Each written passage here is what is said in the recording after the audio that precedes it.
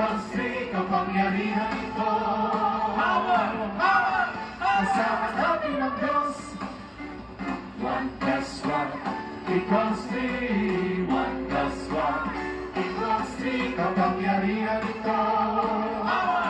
Power! Power! Kasama natin ang Diyos. Simple lang ang ating pananampalataya. At ito ay ayon sa kaniyang salita na kung saan dalawang ako'y nagkakaisa. Sa kanyang galaxy ang Shaddai ay laging kasama. 1 plus 1 1 plus 1 equals 3. 1 plus 1 equals 3. Kapangyarihan ito. Power! Power!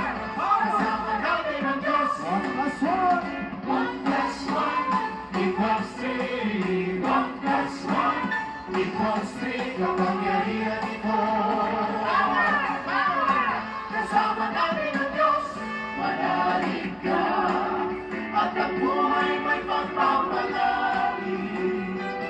Makakamit mo ang lahat ng iyong pinilingin. Pagsubok man darating sa ating buhay. Huwag mag-alala, silang Shaddai ay laging kasama. 1 plus 1 equals 3. 1 plus 1 equals 3. Kapangyarihan ito. Power! Power! Kasama natin ang Diyos. 1 plus 1 1 plus 1 equals 3. 1 plus 1 equals 3. Kapangyarihan ito. Kasama natin ang Diyos.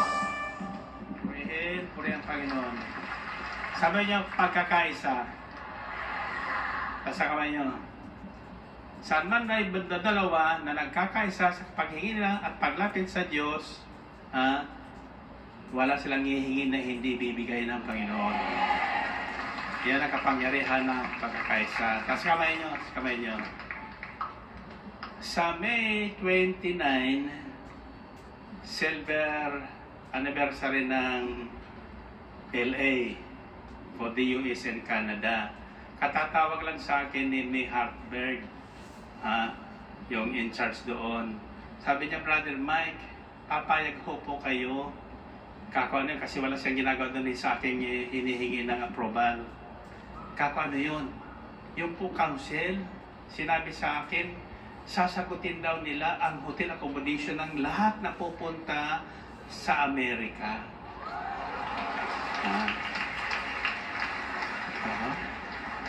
Ano, ulitin mo nga. Sasagutin namin yung lahat na hotel accommodation ng lahat na pupunta dito sa Amerika sa Silver Jubilee ng El Shaddai sa LA.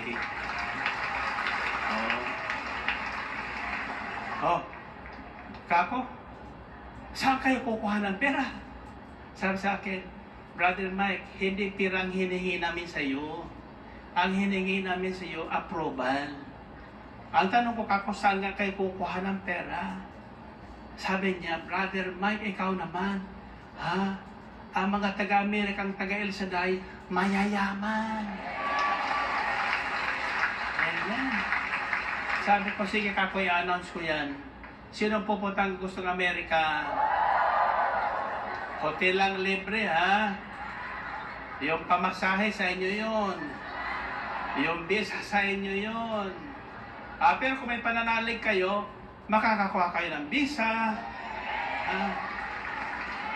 Mayroon mamamasahe sa inyo.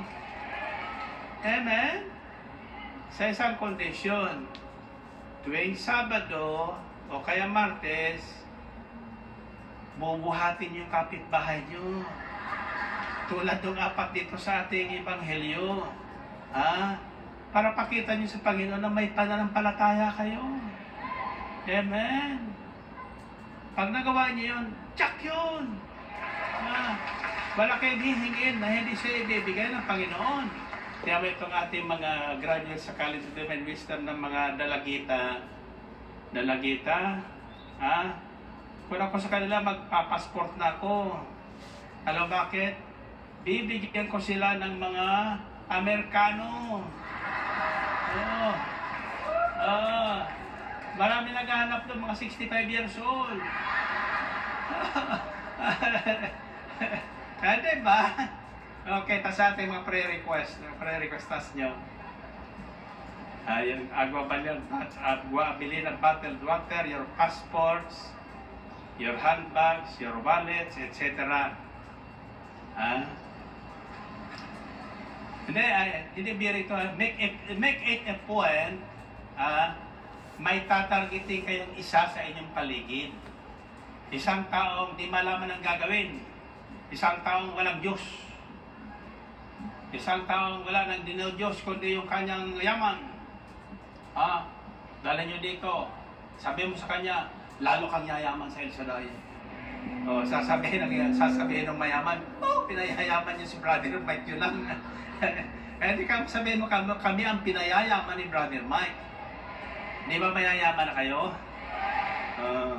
Okay, sabihin niyo, Panginoon, salamat po sa mabuting balita na ngayon ay aming higit na naunawaan. Ang aming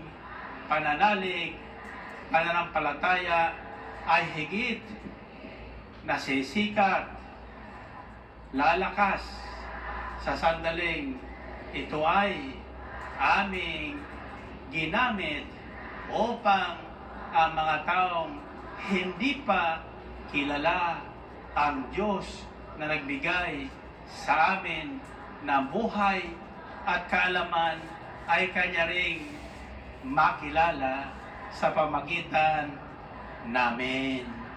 Kaya naman, Panginoong Hesus, tulungan mo kami na may sagawa namin ang aming naunawaan ngayon. Nang sa gayon, kami naman, tulad noong unang manampalataya, ay mag-ani ng masaganang pagpapala araw-araw. Amen? Ibaba niyo mga hawak kamay. And find your partner. Find your partner.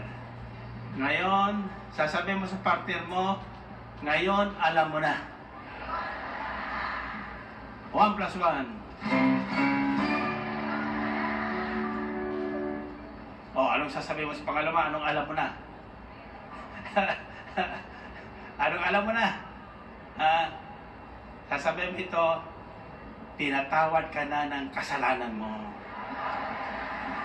Sapagat lumapit ka sa Panginoong Kristo ngayon, pinatatawad na kayo ng iyong mga kasalanan. Amen? 1 plus 1. 3 plus 3.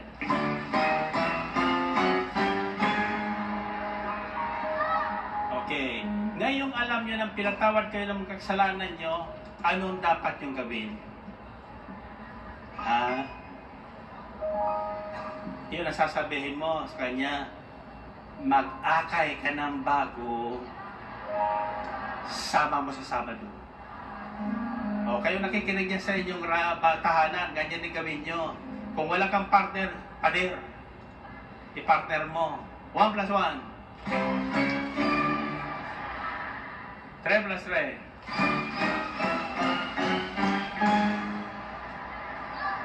7 plus 7.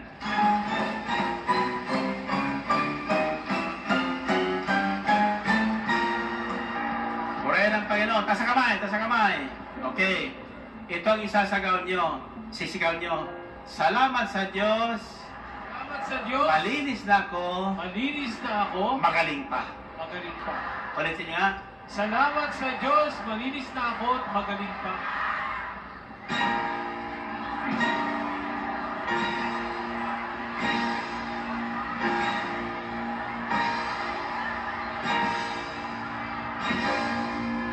Salamat sa Diyos. Malinis Thank na ako at God. magaling pa. Pakita-kita tayo